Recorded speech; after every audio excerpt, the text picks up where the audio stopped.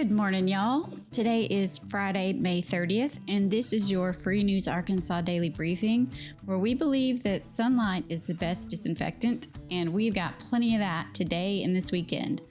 Whether it's the latest on the state capitol, local scandals, budget moves, or cultural gems tucked away in the Ozarks, we are on it. So let's get started. The Arkansas Board of Corrections on Thursday signed off on a $57 million contract with two architecture and engineering firms to design a massive new 3,000-bed prison planned for Franklin County.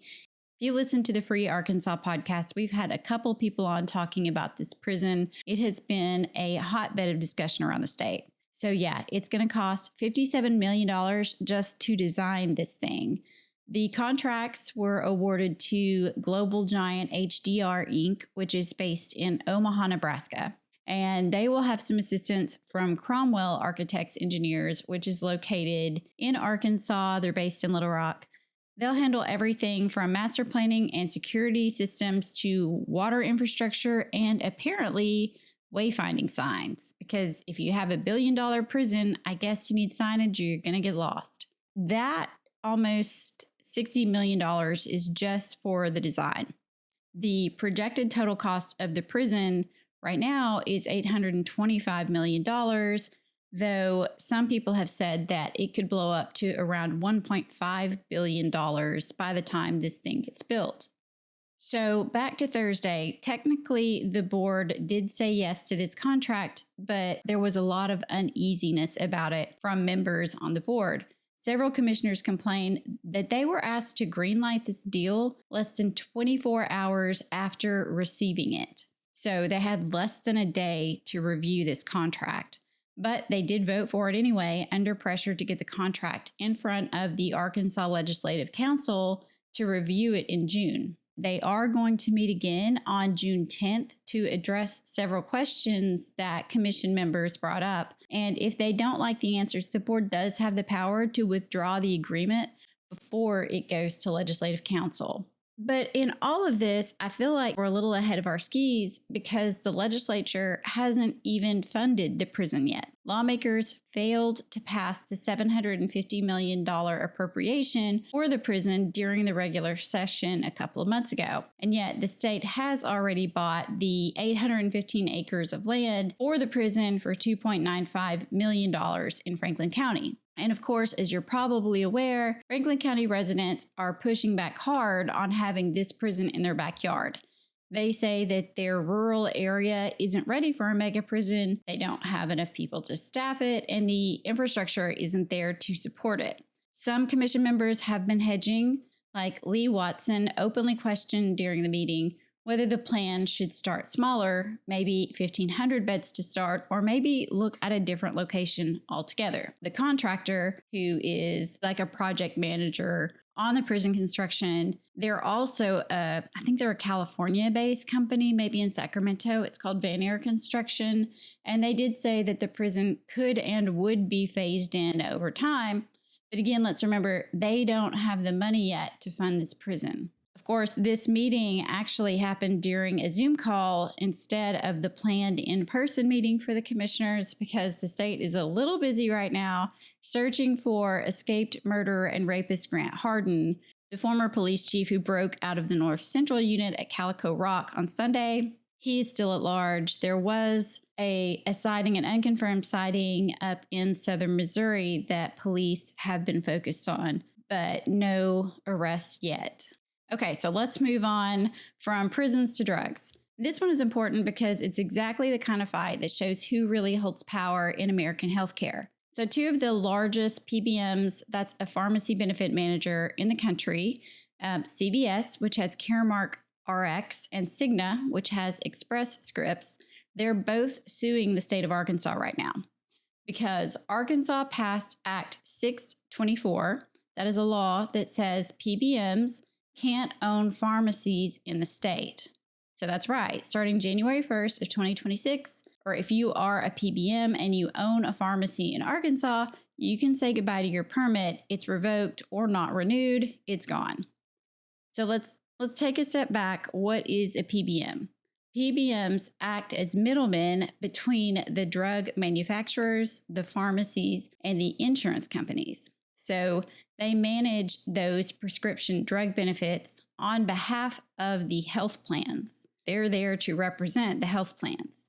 They negotiate the drug prices, determine which medications will be covered, but they also often own or partner with the pharmacies to control distribution and reimbursement.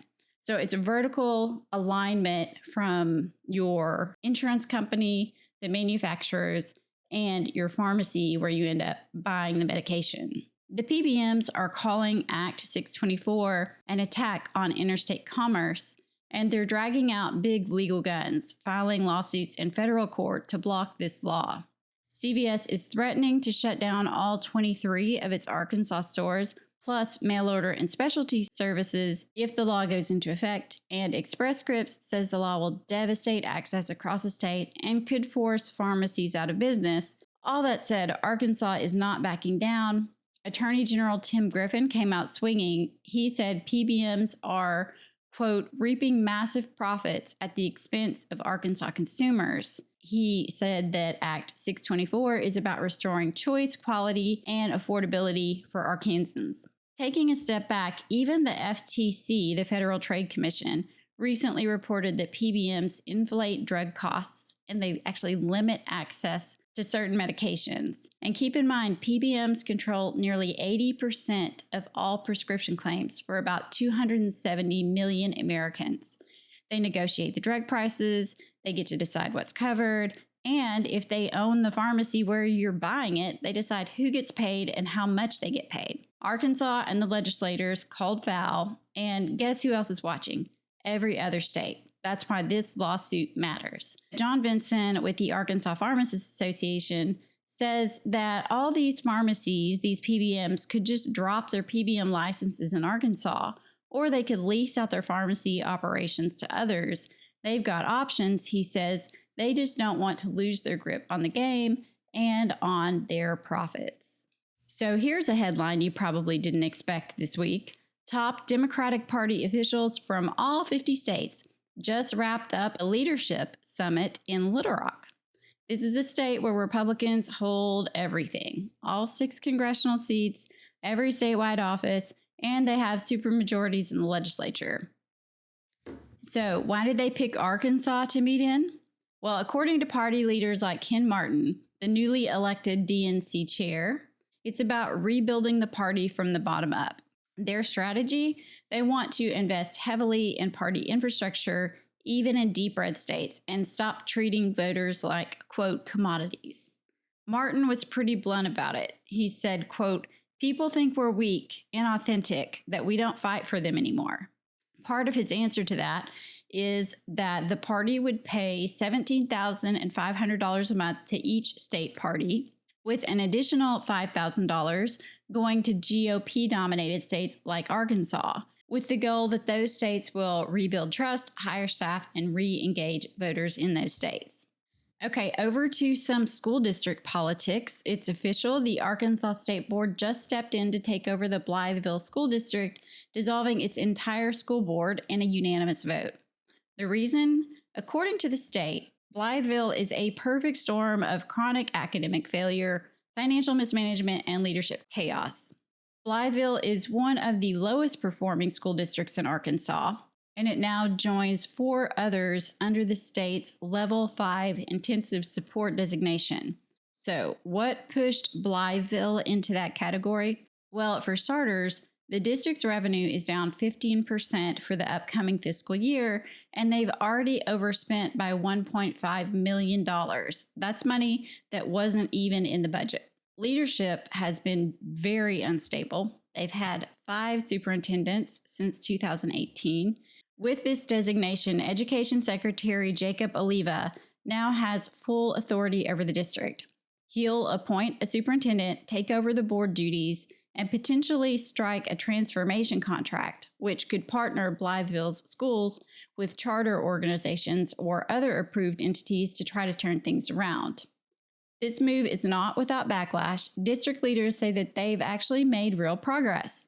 One school jumped from an F to a C rating in a single year, and they've hired more licensed teachers and brought in improvement consultants. And Aliva did not back down, criticizing the board for requiring what he called babysitting just to do basic acts of governance. All right, so it is the last weekend in May, and the Natural State is buzzing with events. We've got Gill at Simmons Bank Arena in North Little Rock on Saturday. A complete 180 from that, there's going to be Wiz Khalifa that same night at the Hall in Little Rock. A more traditional Old Fort Days rodeo is this weekend in Fort Smith. You gotta love that bull riding and some barrel racing. Eureka Springs is having its blues party all weekend, and there's a barbecue festival in Bentonville at the Momentary.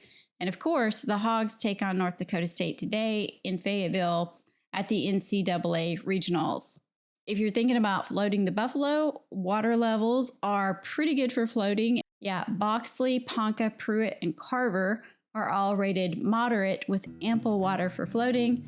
That is it for today's briefing. If you're tired of hearing nothing but national noise and missing what's happening right here at home, you are in the right place. We'll be back Monday with more of what Arkansans need to know. Have a safe weekend, everybody.